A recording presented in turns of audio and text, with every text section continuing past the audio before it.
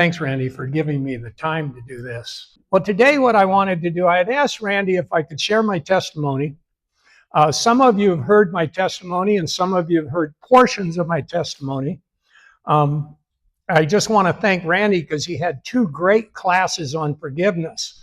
And in forgiveness, as far as forgiveness is concerned, it's something that we never master. Okay, we never master forgiveness. Okay, and if you're a person who's offended, and I can guarantee you, if I look out in this room right now, there are a lot of people out here that have broken relationships with someone. And if you say you haven't, boy, you better get up here and start teaching, because most of us have broken relationships. So I'd like to start with my testimony. Before Viet Nam, I lived in a childhood of abuse. Okay, my mother was a very, very harsh woman. In my family, we weren't Christian. There was no Christianity at all. My parents were both drinkers. They started drinking at 10 in the morning, played cards all afternoon when my dad was home. He was a long-haul trucker. They were cussers. Okay, cussing was just a way of life in our home, and smokers, 3-pack a day. So, and I grew up in Colorado. So when we were driving, they didn't roll the window down. People didn't care at that junction whether the kid died from smoke, secondary smoke. They just did it. So anyway, I grew up in a very rough environment. In fact, it was so rough that I decided when I was 17 that I would go in the Marine Corps. Okay, and my dad and I were arguing one Saturday morning, and he says, "I'm so sick and tired of hearing about this blankety, blankety, blankety Marine Corps. We're going to take your dumb blank down there, and we're going to sign you up Monday morning for the Corps." So I was 17. I was just turned 17. And he took me down there, and the recruiter said, "What's he want? 2, 3, or 4 years?" My dad says, "He wants 4 years." And he held his fingers out just like that. So me, being the stubborn, rebellious youth that I was, I said, "Yeah, I'll go for 4. So I went into the Marine Corps. Another reason I went in the Marine Corps was because I did not feel loved. I didn't feel any love either from either parent. And so I kind of thought maybe if I died in Vietnam, and Vietnam was just beginning. This was 1965, 1966. Vietnam was just starting to get really bad, okay? So I thought, well, if I get killed in Vietnam, maybe my mother would love me. So that was some of my motivation. But fortunately for me, I met my wife of 57 years, Jewel. I met her at church, and the way that I got to church was I was sitting with a Marine friend of mine. We were in a A&W root beer stand in Brea, California, and we looked across the street, and there was this little tiny church, just dinky church. And I looked at it, and I thought, I knew if I went to Vietnam and was killed, I did know enough about God that I would be going to hell. I had no doubt of that. Salvation wasn't even on the horizon for me. So long story short, we go that summer to Bible camp. We go to this Bible camp, and this pastor gets up there, and he says, "I guess I've read the Bible 10 times. And boy, did that catch my attention, because I thought, what is in the Bible that someone would waste their time reading it 10 times? You know, and so that's what caught my attention. Then that Saturday night, at the close, you know how they always have an altar call, and there were about 200 people there, and the pastor said, "Someone here tonight is going to accept the Lord." I didn't know what that meant. I had no idea what it meant to accept the Lord.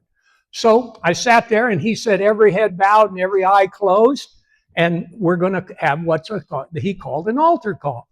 And he started calling people forward, but nobody got up. No one went forward. And he said, "I know there's at least one person here tonight that is going to accept the Lord." And I was looking all around. And this probably was 30 seconds, okay? It wasn't a long time. But that's my first meeting with Jesus, okay? And he said, come on down. And I kept looking for that one person to come on down. And then you can believe this. There's certain parts of this story you can believe if you want. You don't have to believe them if you don't want to. But that whole room went bright white to me, just complete. I was like I was engulfed in white light. And the voice in my head said, he's waiting for you. And I got up and I went forward and I did something that I had no concept what it was. I asked Jesus into my life, but I didn't know what was going to happen from that point on. So about 6 months go by. I find myself in South Vietnam. It's winter of 1968, and if you know anything about Vietnam, Tet 68, I was there for Tet 68, I was there for Tet 69, and I joined HMM 262, the most decorated squadron in the history of the Marine Corps. Okay, I've written a book, and I'm selling these books not to make money. I sell these books because then I buy more books and then I give more books away. Every day I give 2 or 3 of these books away because in it, it talks about my life and heroes from Vietnam. So anyway, I get to Vietnam. The day my life changed negatively. I'd been flying. I became a gunner on a CH-46. That's what's in the helicopter that's there. I had flown about, I don't know, because every day meshed together. You would work 48, 72 hours straight, no sleep, certainly no showers, certainly no hot chow, because flight crews were always up. So then I was so exhausted. And we went into a place called Leatherneck Square. We have a lot of jokes in the church here between the Navy and the Marines that are here. But those of you in the men group know that the Marines always win the last battle. So, but you know what? I've gained a little respect for the Navy because what they're doing in the Gulf right now, they really are doing something special right now. But anyway, in 262, we launched to a place called Leatherneck Square. Just below the demilitarized zone was a rectangle about 4 miles by 7 miles wide, and it was right on the DMZ. Most of my friends from boot camp were either dead or wounded by now. I had gone on to helos in Memphis, Tennessee, so I was a year behind them. They had already been in Vietnam for quite some time. And when I got there, Leatherneck Square was a free kill zone. We could shoot to kill anything we saw, period, as a gunner. And I had a 50 caliber machine gun in front of me. And what that meant was that when the Marines heard us coming, they dug in, they got down because they knew that we were scared and we would shoot anything. So I get done, and they say, you're going to go in and you're going to pick up gear. Remember, we don't leave rifles and gear behind. They said on the radios, they said, this is when gunners could still hear the radios. Shortly thereafter, gunners could no longer hear the radios because the gunners would get so scared they'd start shooting. And don't believe this crap when somebody tells you that they weren't scared in combat. That is just so much bunk, guys. John Wayne says it best. He says, courage is being scared to death, but saddling up anyway. And that's what we did. So they say we're going to pick up gear. Now, the helicopter that I'm in is rather long. It'll hold 13 fully loaded Marines. Okay, an average Marine in the field weighed 300 pounds with all the ammo and everything they were carrying, flak jackets, etc. And I was the starboard gunner that day. That's the right side gunner. And I was the starboard, and all the Marines were moving up past me. All these grunts, as we called them, were moving past me. So there was nothing for me to shoot. So I went to the back of the helicopter to drag this gear forward. Now, this is the day that changed my life, okay?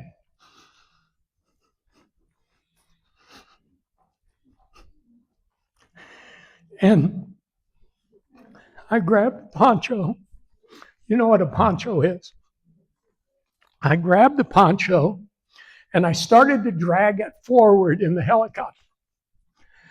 And when I looked down, I saw the boots, and this Marine was dead. And it's in my book. And when I laid the poncho down, his blood went all over my boots. Okay? And it was absolutely mind-numbing. And I laid him down, and I left him there, and I went back to my gun, back to my 50 cal, and I just sat there. And I said, by the way, it was about 11 o'clock on a Sunday morning. And what would you have been doing on a Sunday morning at 11 o'clock? You'd be in church. And I cried out to God, and I said, if there's a God in heaven,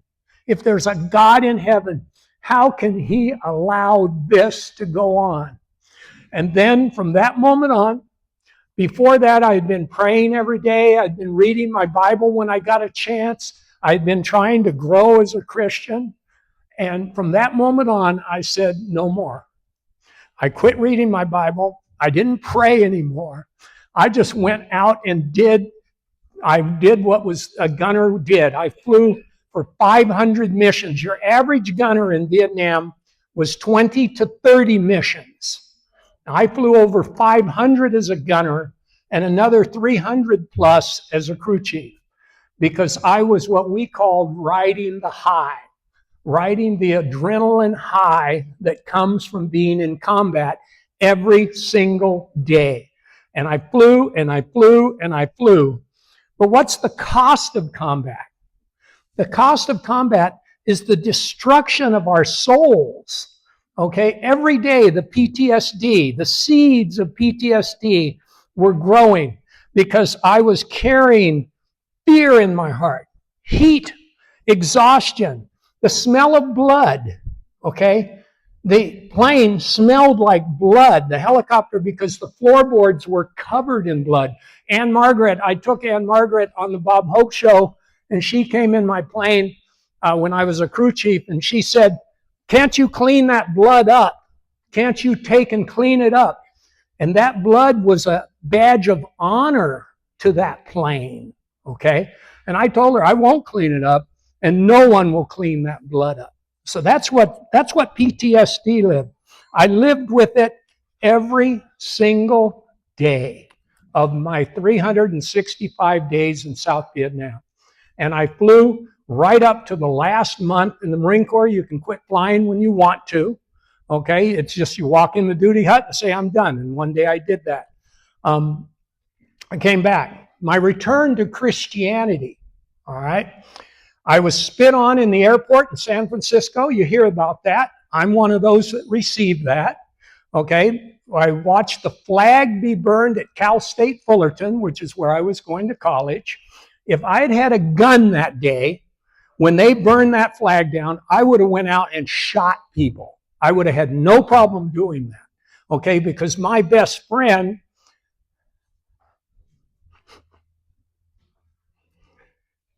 and numerous of my friends were buried under that flag. And to me, this was just totally out. But then what I did is, instead of going flying for the high of it, now I went underground. Okay, the PTSD drove me underground. For the next 30 years, I lived just total years, for about 10 more straight years, I lived in depression, despair, and guilt. Okay, guilt.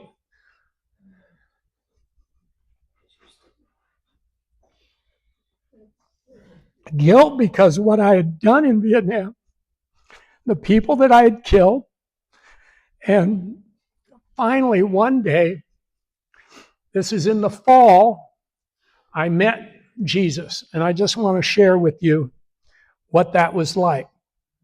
I met God in the darkness. My life, I had a wonderful wife. I had 3 wonderful children, but they were going through it with me. You know, I was dragging them along inside of this. And so one day I got a gun and I went into a field in Rancho Cucamonga, California. And I laid there for about 3 hours with this .45 pointed at my head. But I had a wife and 3 sons, so that's guilt, more guilt, building up.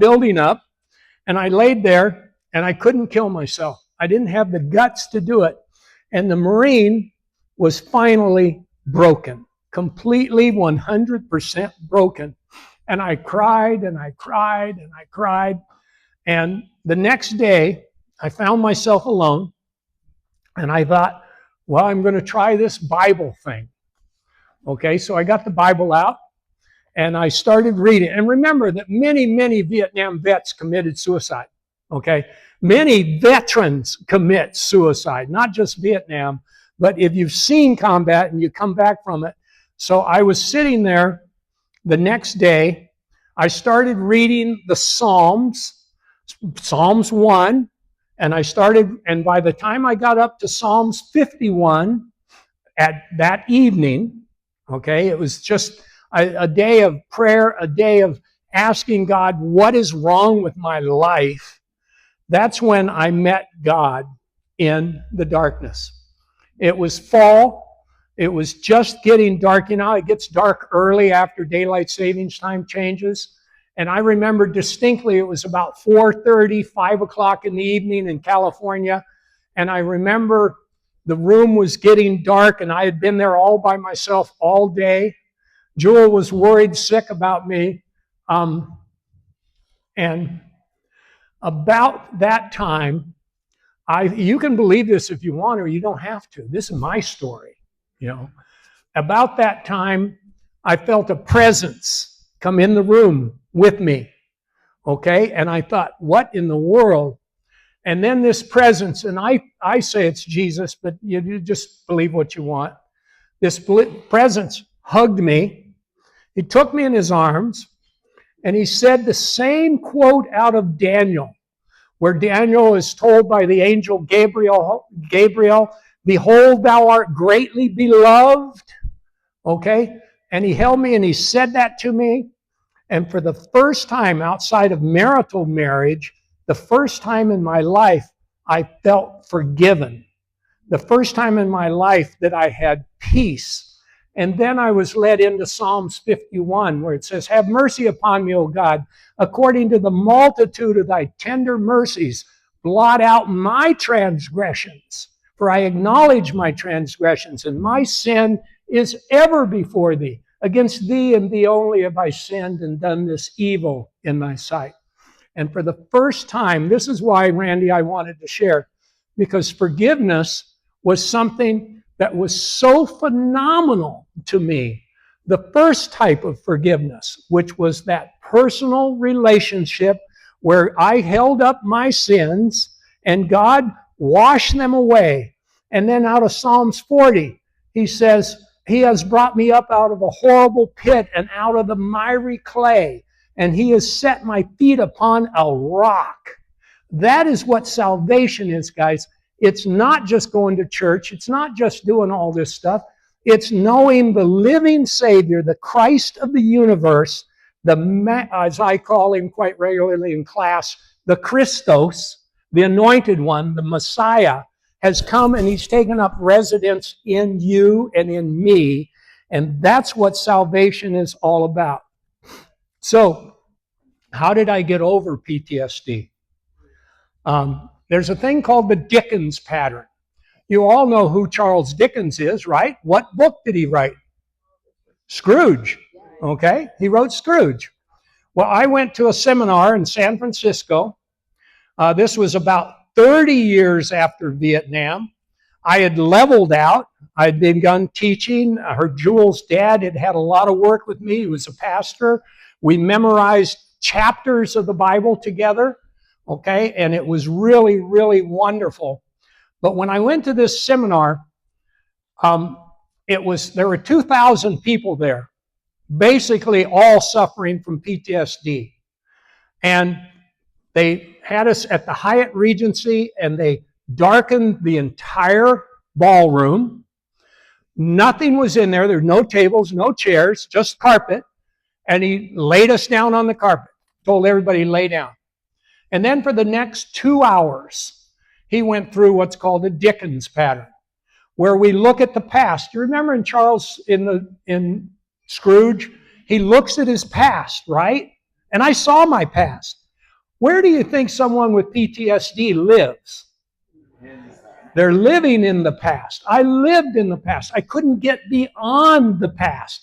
And I'll tell you, from what you've heard so far, you see how the past affects me. Okay? It's that heavy a past.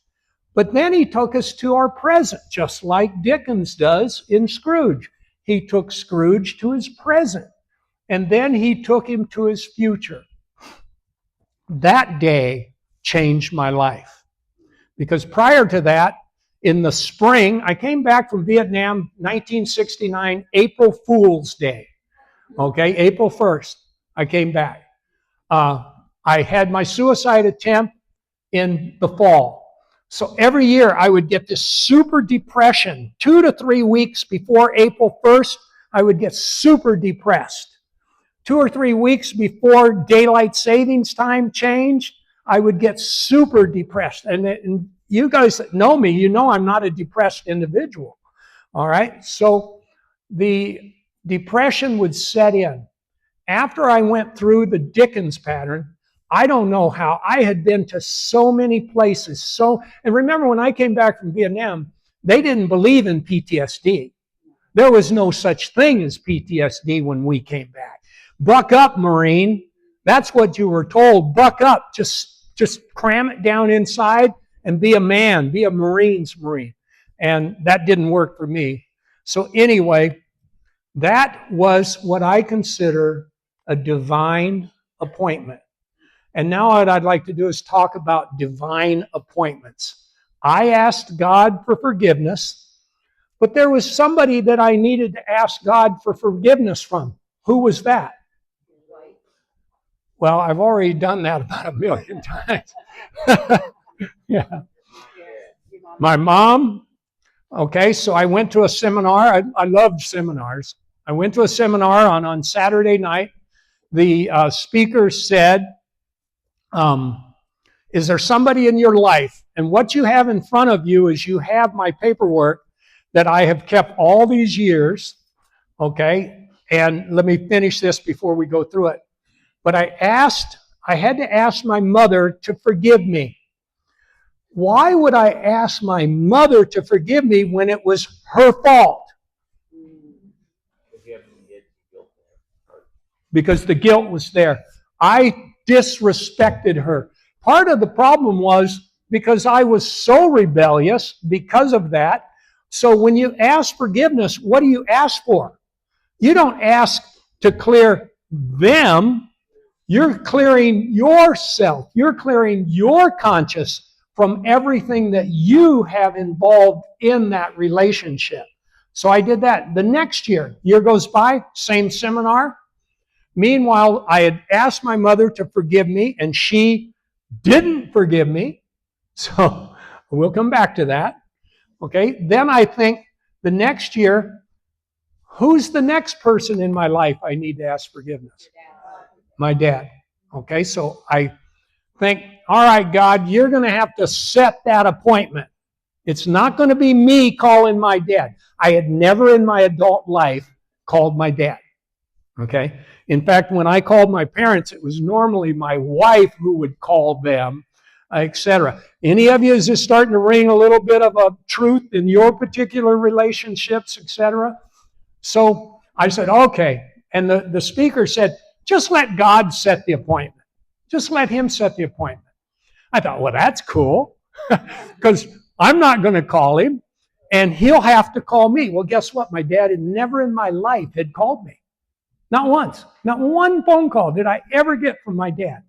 So I was teaching the Bible at that station, and I was teaching in Romans, and I was a younger man then, and it was about 5 a.m., and I was doing my asking God to forgive me, et cetera, as I prepared to teach. And the phone rings at about 5 a.m. Guess who's calling me? It's the divine appointment. God had arranged for him to call me. Okay? And so we get on the phone, and we were both golfers, and we talked about, we just chit-chatted, you know. I thought, why in the, and I knew why he was calling. I knew without a shadow of a doubt that God had set this appointment, because I had just the night before said, God, if you want me to talk to my dad, you arrange it. All of a sudden, he's calling me. And I said, Dad, I don't know. Do you know why you called me? And he said, no. He said, I just got this overwhelming urge to call you. And I thought, well, we all know who that is, don't we? And so I said, Dad, I just know that you called because I need to ask you, will you forgive me for being the rebellious youth that I was, for not respecting you? So you can always find your side of the battle, right? You can always find your side of the battle. And that was what started to change my life. So, reconciliation, you have this in front of you. We have it on the screen, but it's not a big deal because they all have it. Do you have that? I don't know if it's there. All right, bring it up. The first part, asking for forgiveness. Okay, things to remember when asking for forgiveness. Don't ask for forgiveness. Okay, that's different than what I'm looking at. So, it does little good to ask forgiveness for a small offense. Is that up there? Okay. For a small offense, when that offense is only a fractional part of much greater offense. There are several ways to ask forgiveness which are guaranteed not to work. Okay, you call somebody and you say, hey, Sally, I was wrong, but so were you. No, Sally, I didn't. I just picked the name, Sally. I'm sorry. Okay, because I saw somebody look at Sally. No. I was wrong, but so were you. Is that going to work? No. It doesn't work even in the first. It just doesn't work. If I was wrong, please forgive me. Oh, I do that one all the time. You know, if I was wrong, if I called you, son, if I call you a knucklehead, Pastor Joel on Sunday in the first service, I don't know if he did it in the other services, he kept calling people knuckleheads. Well, somebody in my class on Sunday, they said, Larry, Joel is wearing off, you're wearing off on Joel, because I call my class members knuckleheads all the time. Okay, it's actually a term of endearment. Yes, I call them that. They are knuckleheads, though. Okay. And then, I'm sorry. Sorries are a dime a dozen, aren't they? What's the first thing a politician, when he gets caught with his hand in the cookie jar, say? I'm sorry, let's move on. I don't want to deal with this today. So, there is one genuine, and when you take these home, what I would suggest you do is put this in your Bible. Fold it up. It's a single page. Fold it up, put it in your Bible, because I guarantee you, somewhere down the line, if you don't need it right now, somewhere down the line, you're going to offend somebody. You're going to have someone you need to ask for forgiveness. So there is one genuine statement which reflects true sincerity and humility. God has convicted me of how wrong I have been in my calling you a knucklehead, calling you an idiot. I had a lady one time, we were playing cards at the community where we live, and I called her an idiot. And man, did I offend her. But that's just me. Oh, yes, it's correct. I called her a loser because she was a loser in the game. And I'm very competitive. Well, I offended her terribly, so I eventually had to go back at a later date and say, would you forgive me? And I know I have wronged you in this, and I've come to ask will you forgive me? The verbiage is incredibly important here. Why do I say that? Your words must identify the basic offense. I called you an idiot. I disrespected you. Your words must reflect full repentance and sincere humility. One of the hardest statements for any person to make, I was wrong. I have no problem saying I was wrong. If you hear me say, Ann, I was wrong about this, or Tom, I was wrong about this, that's just me blowing off the situation, right? But if I say something like this, I'm sorry about it, it's much easier to say, please forgive me, than it is to ask, will you forgive me? If you can verbalize that when you're talking to anybody, how about your kids? How about all of these things that we deal with in class, in our relationships? When you're trying to get your kids to forgive you, will you forgive me? I've done this with each of my sons. Okay, I've had to do it with each of my sons because and I've done it numerous times with Jewel. Unfortunately, I tend to say to Jewel, I'm sorry. What should I be saying? Will you forgive me for what I put her through all these years? So I've called to ask you, will you forgive me? Why a phone call? Okay? And if you're going to do a phone call, you want to have it written out. Okay? What you're going to say. Exactly. That's what I did with my mother and my dad. Okay? Even though that day, I had already prepared it. I'd prepared it almost a year, but I had it written out. Will you forgive me for being the rebellious youth that I was? See there? Now what have I done? When I ask it like that, I'm not putting him or her in the hot seat. I am simply giving them the ability to be gracious to me. And what is God? When you ask God to forgive you your sins, have mercy. David starts it in Psalms. If you haven't memorized Psalms 51, do it. I know you're old and you're going to have trouble. Now, I probably just offended you there, but that's okay. Please forgive me. Yeah, that was Laurie.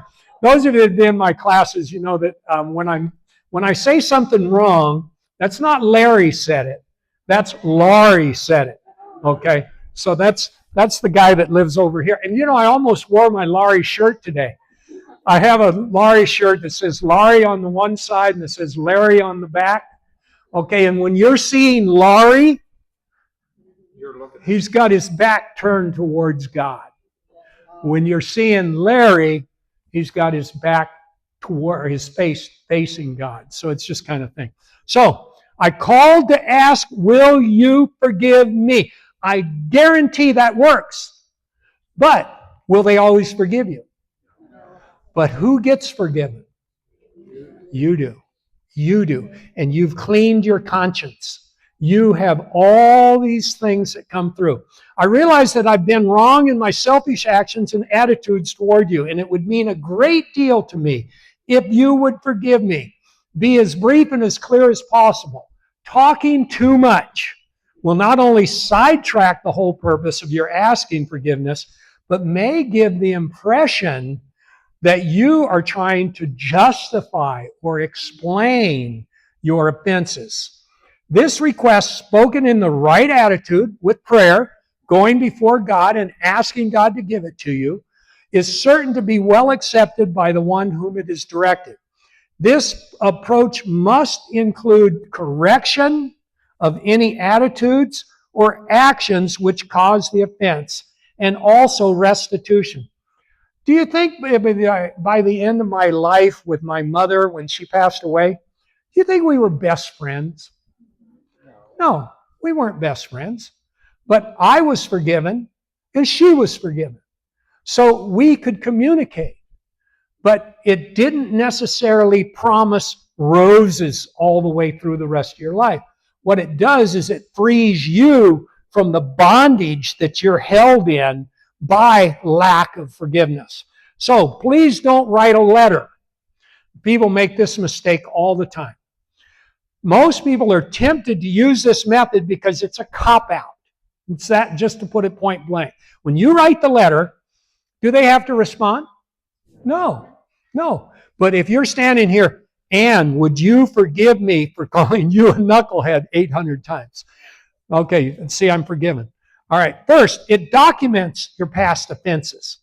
And in our litigious our countries right now, you don't want written document that you offended somebody because they may just come after everything you own. All right?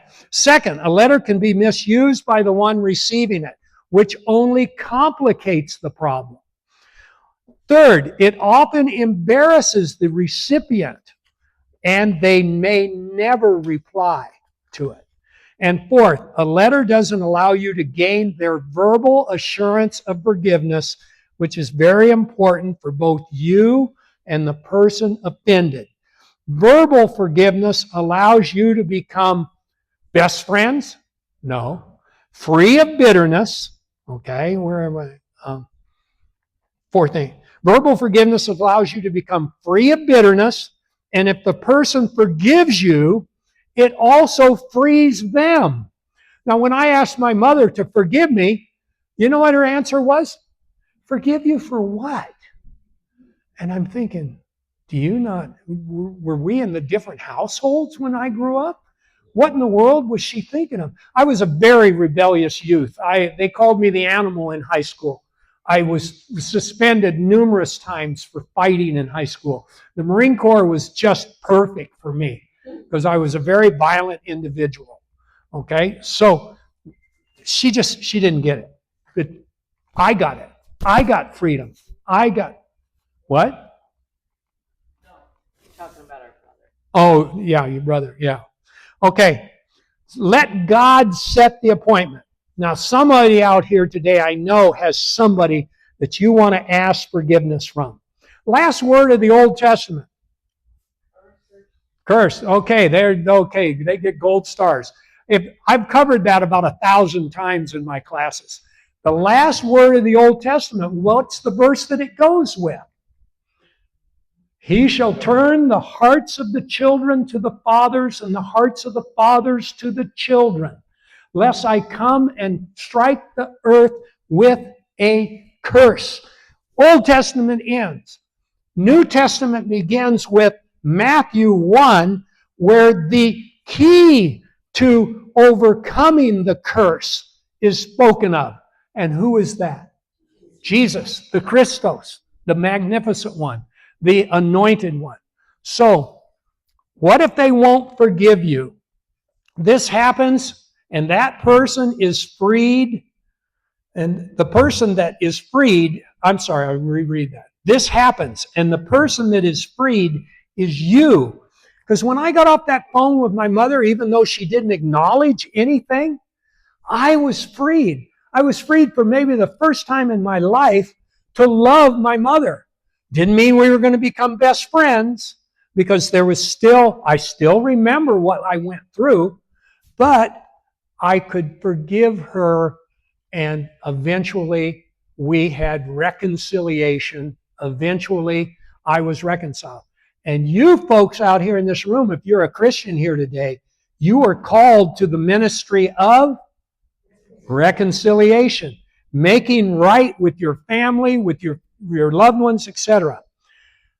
The final result of asking forgiveness, you will find that you are released from your anger, your obsession, and your hatred. Okay? Maybe you don't hate the person, but you know what? You are obsessed with them. Aren't we all? Don't we have people in our past? I got in an argument, and Jewel will be telling me after this, I've got to get hold of him, and God is impressing me. I got in an argument with a good friend of mine several years ago about the price of gas in Colorado. It's that simple. But we had a major falling out because he was saying gas was $2.39 a gallon, and I said, show me where, because it was all 3 something a gallon then. Anyway, I've got to deal with that, so remind me, like she always does. Okay. You will experiencing humbling and the softening of our hearts, you will experience cleansing, restoration, freedom, healing, and reconciliation. So if